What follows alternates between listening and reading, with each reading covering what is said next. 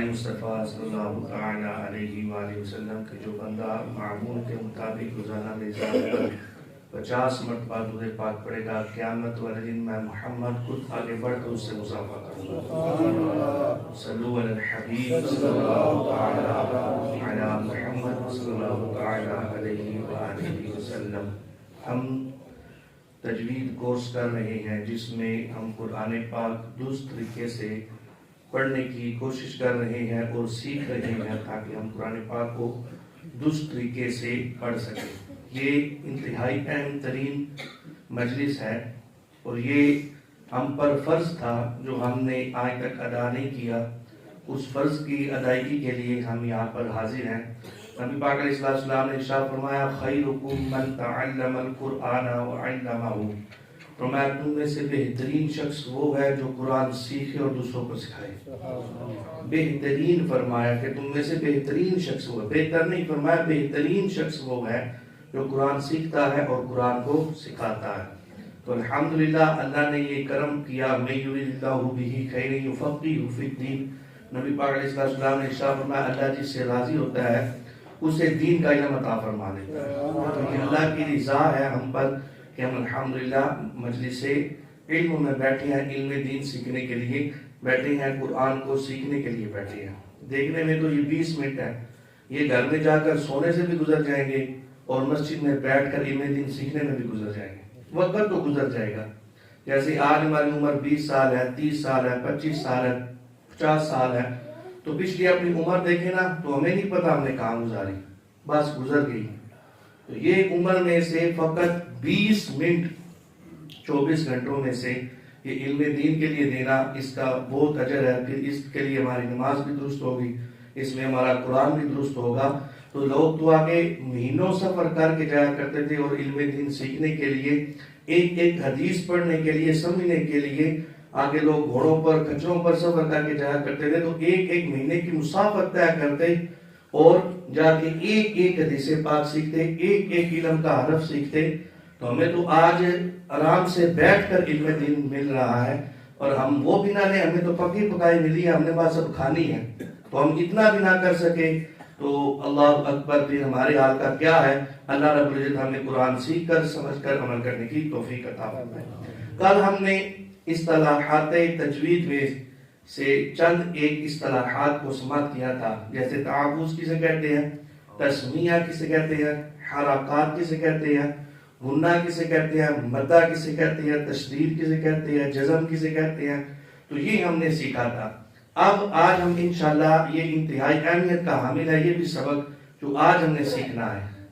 جیسے اردو میں لفظ غلطی ہم کہتے ہیں نا، یہ چیزیں غلط ہے تو غلطی ہو گئی، تو اس کو انگلش میں کہتے ہیں مسٹیک۔ اور اصطلاحات تجوید میں یعنی قرآن کی یہ جو تجوید ہم پڑھ رہے ہیں، اس کی اصطلاح میں غلطی کو لحن کہتے ہیں۔ لحن عربی کا لفظ ہے اور اس کا معنی بھی غلطی ہے۔ تو لحن غلطی، اب بعض لحن ایسی ہیں کہ جن سے معنی بھی فاسد ہو جاتا ہے، معنی بھی بگڑ جاتا ہے۔ اگر وہ معنی بگڑے تو نماز بھی گئی اور قرآن پڑھنے والا حرام کام میں مبتلا، حتیٰ کہ یہاں تک کہ کفر تک بات چلی جاتی ہے۔ لفظ بڑھ جائے، لفظ چھوٹا ہو جائے، زبر کی پیش ہو جائے، پیش کی زبر ہو جائے تو حرام ہو جاتا ہے کام، اگر حرام نہیں تو بعض صورتوں میں کفر تک چلا جاتا ہے۔ آپ قرآن پاک کے نسخے اٹھائے نا تو آپ دیکھیں گے آخر میں بعض ایسے مقامات بیان کیے گئے ہیں، تقریباً ہر قرآن کے نسخے کے آخر میں آپ دیکھیں، وہ قرآن ہمارے پاس اس کا موجود ہے، اس کے آخر میں دیکھیں تو وہاں پر لکھا ہوا ہے کہ ان مقامات میں زبر کی زیر کی پیش پڑھ دینے سے بندہ کفر تک چلا جاتا ہے۔ تو یہ انتہائی اہم جو ہے وہ سبق ہے، اس کو سمجھنا چاہیے۔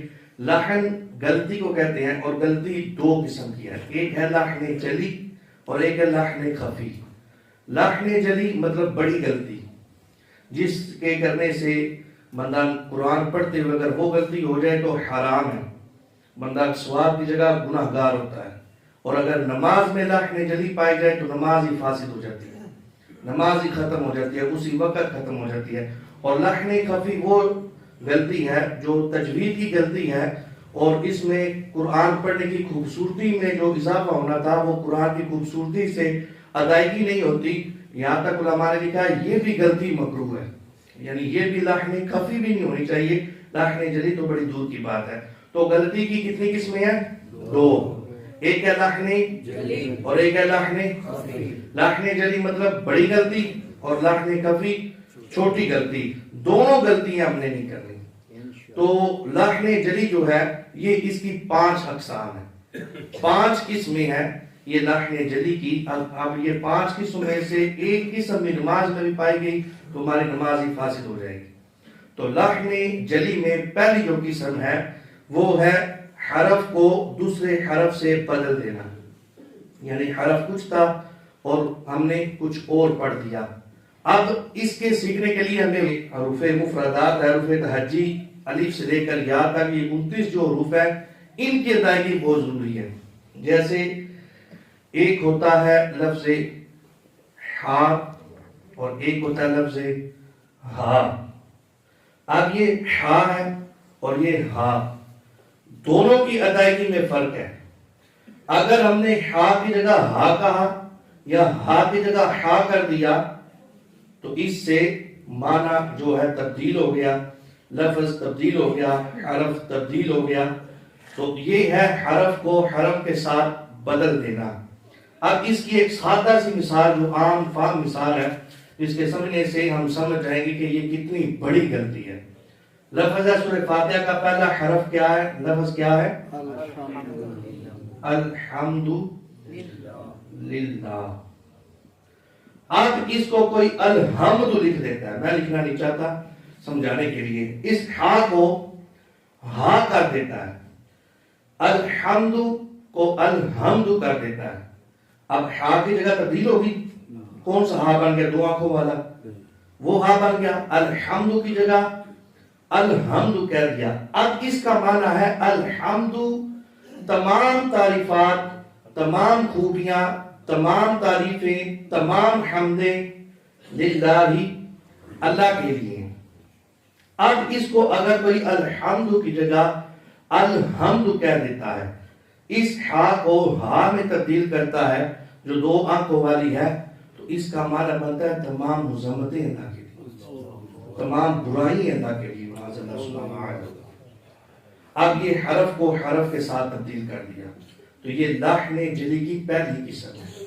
جیسے لفظ ہے قل هو اللہ احد، یہ قاف موٹا بڑا قاف، اب اس کو کوئی کل کہہ دیتا ہے، کیاف بنا دیتا ہے اس کو۔ ویسے عربی میں کاف بھی پڑھتے ہیں اس کو، لیکن سمجھانے کے لیے کیاف پڑھ دیتا ہے، یعنی بڑا کو کاف پڑھنا تھا، پر پڑھنا تھا قل، اس کو کوئی کل پڑھ دیتا ہے۔ تو اس کا معنی ہے اے محبوب آپ فرما دیجئے هو اللہ، وہ اللہ احد ایک ہے۔ اب اس کو کوئی کیاف پڑھتا ہے، کل پڑھ دیتا ہے، اس کا معنی بنتا ہے کھا لیجئے۔ آکالا کا معنی ہوتا ہے کھانا، آکالا یا کلو، اس کا معنی ہوتا ہے کھانا۔ اب اس کو کیاف پڑھ دیتا ہے تو یہ معنی تبدیل ہو گیا، حرف تبدیل ہو گیا، یہ پورا لفظ ہی تبدیل ہو گیا۔ تو یہ فرق کرنا ہا اور ہا میں، قاف اور کاف میں، یہ فرق کرنا ضروری ہے، ورنہ لفظ حرف تبدیل ہو جائے گا۔ اس کی ایک اور چھوٹی سی مثال، سورہ 3 کا پہلا لفظ کیا ہے؟ والتین، ٹھیک ہے، اس کو کوئی والتین پڑھ دیتا ہے، یہ تا باریک پڑھنے والا تھا، اس کو کوئی تھوئیں پڑھ دیتا ہے، موٹا تا پڑھ دیتا ہے، والتین کو والتین کر دیتا ہے، تو یہ بھی حرف بدل گیا، حرف تبدیل ہو گیا، معنی تبدیل ہو گیا، پورا جو ہے وہ حرف ہی اس کا تبدیل ہو گیا۔ تو ایسی غلطی کرنے سے بھی نماز فاسد ہو جاتی ہے، کیونکہ حرف تبدیل ہو گیا، اور قرآن پڑھتے ہوئے اگر یہ تبدیلی واقع ہوئی تو یہ حرام ہے، لحن جلی پائی گئی، بڑی غلطی پائی گئی، جس سے قرآن پڑھنا بھی حرام ہو جائے گا۔ سمجھ آ گئی؟ یہ ہے پہلی غلطی کہ حرف کو حرف کے ساتھ بدل دینا، تبدیل کر دینا، یہ تھی پہلی غلطی۔ اب دیکھیں دوسری لحن جلی کی جو قسم ہے وہ ہے ساکن کو متحرک کر دینا، متحرک کو ساکن کر دینا، حرکات کو بدل دینا، زبر کو پیش، پیش کو زبر پڑھ دینا۔ یہ جو اغلاط ہیں، غلطیاں ہیں، یہ غلطی کرنا، یعنی لفظ ہے صراط الذین انعمتا، اب اس کو کوئی انعمتو پڑھ دیتا ہے، علماء نے لکھا، آپ قرآن کا نسخہ اٹھا کے آخر میں دیکھیں، اس کو انعمتا کو انعمتو کر دیا تو یہ کفر ہے۔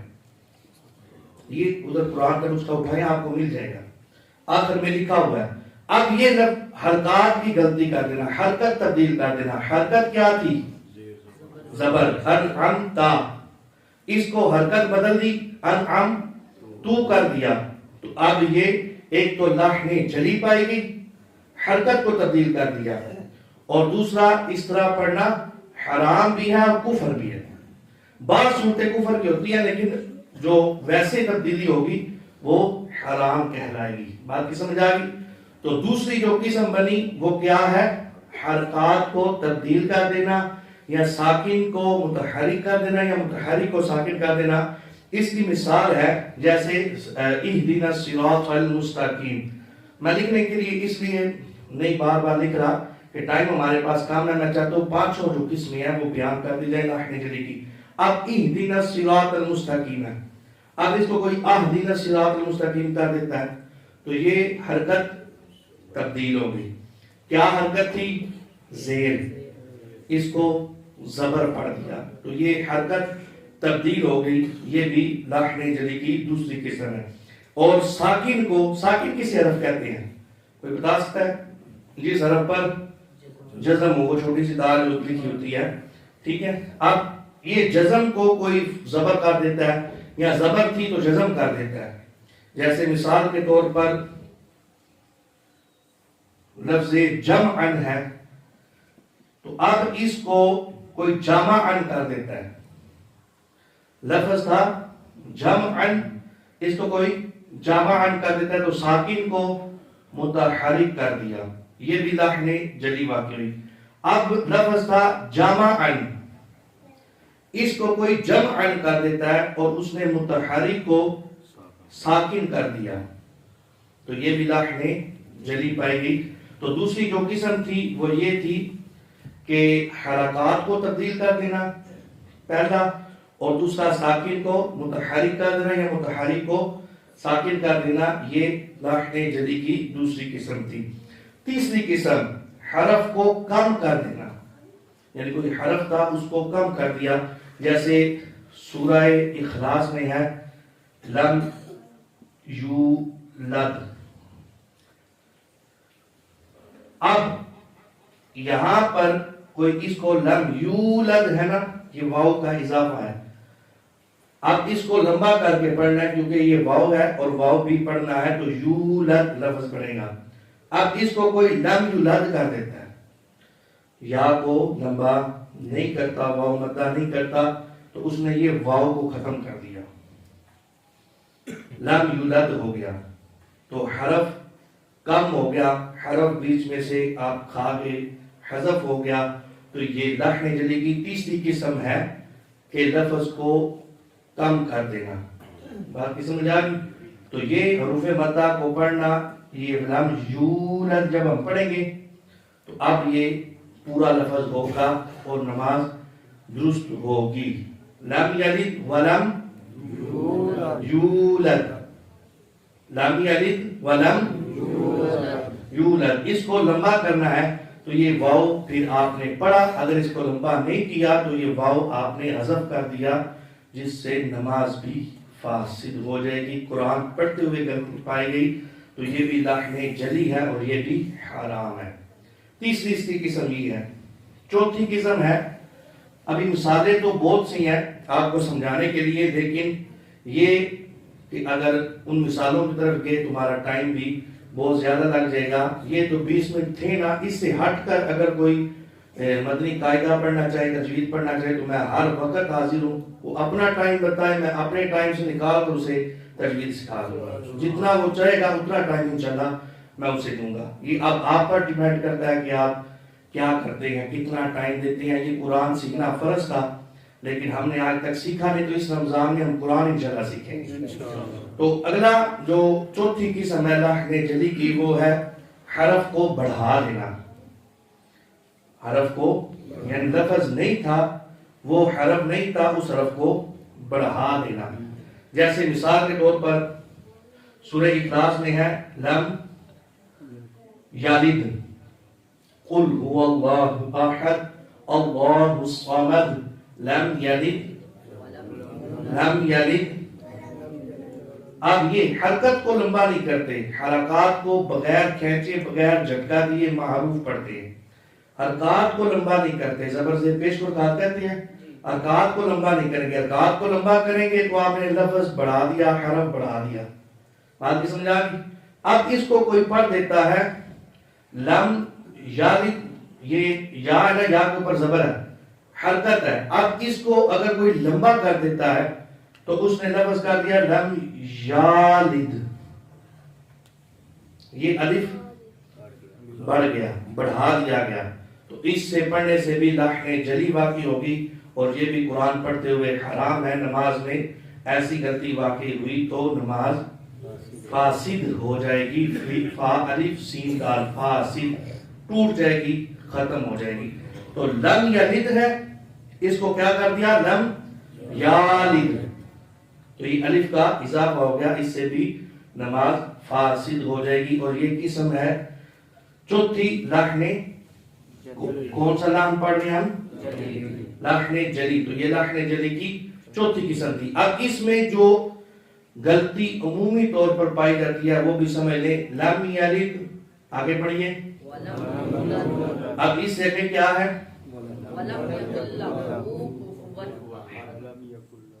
وَلَمْ يَكُنْ لَهُ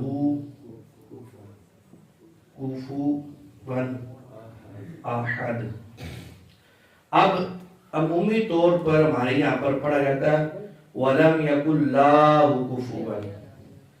یہ لام کے اوپر حرکت ہے، اس کو لمبا کرنا ہے، حرکات کو لمبا. اب اس کو کس نے پڑھ دیا وَلَمْ يَكُنْ لَهُ، تو یہ الف کا اضافہ ہو گیا، الف بڑھ گیا، تو یہ لفظ ہی تبدیل ہو گیا. الف کا اضافہ ہو گیا، لحن جلی کی چوتھی قسم بن گئی. الف کا اضافہ ہو گیا تو اس سے بھی یہ حرام ہے، یہ بھی لحن جلی ہے. اب اس میں دوسری جو غلطی، ہاں کے اوپر کھڑی حرکات ہیں. ایک ہوتا ہے زبر زیر پیش حرکات، اور ایک ہوتا ہے کھڑی حرکات، کھڑا زبر، کھڑا زیر، الٹا پیش. یہ کھڑی حرکات، ان کو لمبا کرنا ہوتا ہے. حرکات کو لمبا نہیں کرنا اور کھڑی حرکات کو لمبا یہ بھی بول سکتے ہیں آپ. حرکات کو کھینچنا اور کھڑی حرکات کو کھینچ کے پڑھنا ہے. اب یہاں پر الٹی پیش ہے جس کو ہم نے لمبا کرنا ہے. وَلَمْ يَكُنْ لَهُ. اب اس کو اگر لاہو کر دیا تو یہ جو کھڑی حرکت تھی اس کو ہم نے پیش میں بدل دیا، کھڑی حرکت کو حرکت میں بدل دیا. یہ بھی لحن جلی واقع ہوگی کیونکہ حرکت ہی بدل گئی. حرکت تھی الٹی پیش، ہم نے دوسری پیش پڑھ دی. تو عمومی طور پر سورہ اخلاص پڑھتے ہوئے یہ غلطی واقع ہوتی ہے جو لحن جلی ہے، اس سے نماز بھی فاسد ہوتی ہے. وَلَمْ يَكُنْ لَهُ كُفُوًا أَحَدٌ نہیں ہے. جو صحیح درست تلفظ ہے وہ ہے وَلَمْ يَكُنْ لَهُ كُفُوًا أَحَدٌ. اب آپ اس کو پڑھیں، ہم سورہ اخلاص بلکہ پوری پڑھتے ہیں. قُلْ هُوَ اللَّهُ أَحَدٌ اللَّهُ الصَّمَدُ لَمْ يَلِدْ وَلَمْ يُولَدْ. اب مجھے لم یالد کی آواز آئی، حرف بڑھ گیا، یا کے آگے اضافہ نہیں. لم یلد ولم یولد. آگے پڑھیے. ہاں جی. ولم یکن لہو ولم یکن لہو. یہ آپ پریکٹس کریں گے تو زبان میں آپ کی بیٹھ جائے گا. اگر آپ اللہ نہ کرے لاہو پڑھتے ہیں تو اس کو درست کر لیں. یہ لحن جلی کی چوتھی قسم ہے. ٹائم مکمل ہوا، پانچویں قسم انشاءاللہ کل سمجھیں گے. اور یہ لحن جلی واقع ہوئی تو حرام حرام حرام بلا اختلاف. کسی امام کا اس میں اختلاف نہیں ہے کہ تجوید کی یہ غلطیاں جو ہیں یہ حرام نہیں ہے بلا اختلاف. تمام صحابہ کرام، تابعین، اولیاء اعظام اور کابرین، علماء، صوفیاء، ائمہ کرام، سب کا اس بات پر اجماع ہے کہ یہ لحن جلی قرآن میں حرام ہے. بندہ ثواب کی جگہ گناہگار ہوتا ہے. اللہ رب العزت ہمیں قرآن سیکھ کر سمجھ کر عمل کی توفیق عطا فرمائے.